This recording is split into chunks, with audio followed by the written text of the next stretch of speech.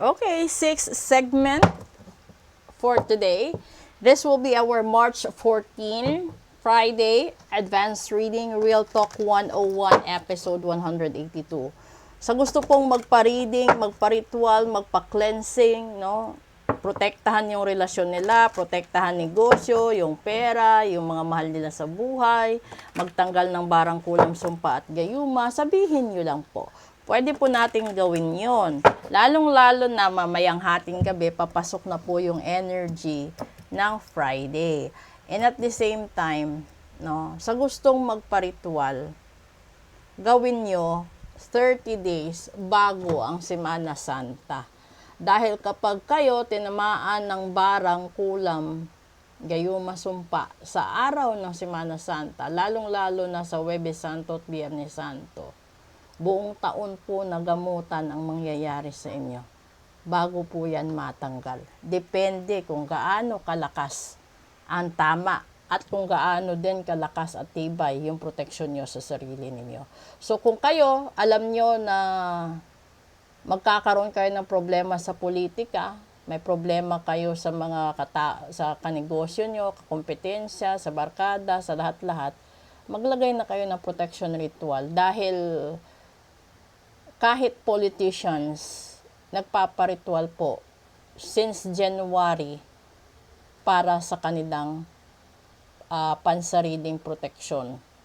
Dahil kahit sabihin na natin na wala silang ginagawang masama, yung iba, at stake pa rin ang buhay nila at buhay ng pamilya nila.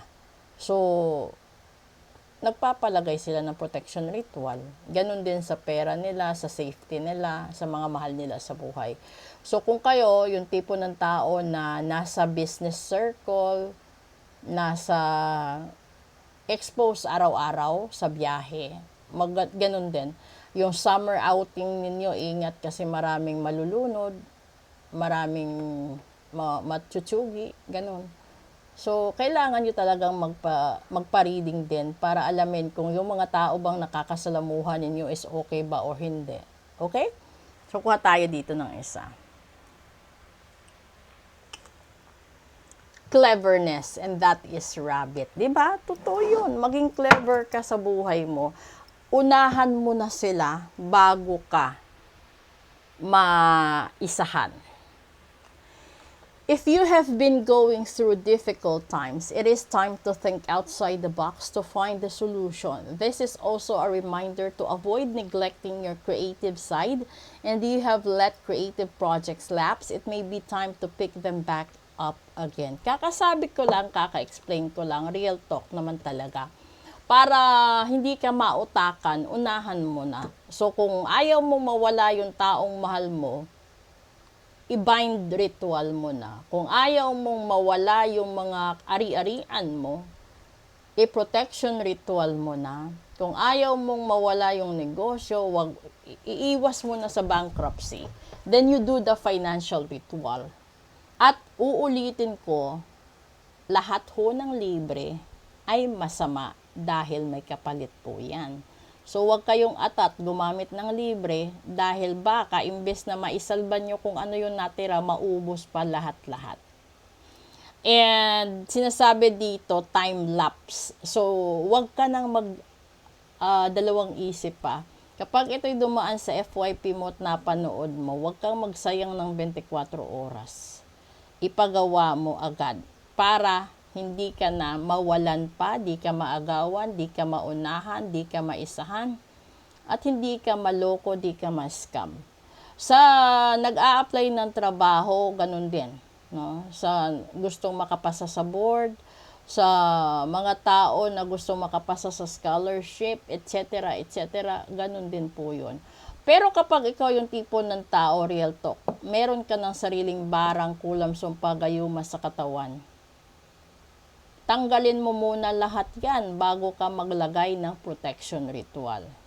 At hindi natin alam kung isang tao lang ba nagbato sa'yo ng kulam, barang sumpa. Kasi posible, marami. May client ako na 4 yung barang niya. Yung iba 3, yung iba 2, yung kalimitan 1. Pero marami talaga Lalong-lalo na kung marami kang nilokong tao, marami kang, ano pa ba?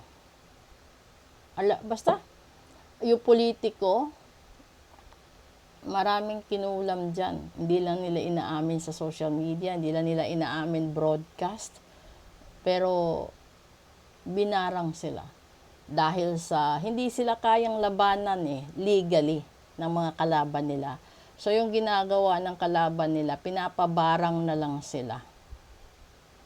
Kung meron kang gustong ilabas or meron kang gustong paaminin sa kasalanan niya, pwede nating magawa yon. Halimbawa, may taong ayaw umamin sa kasalanan at gusto mong paaminin, pwede.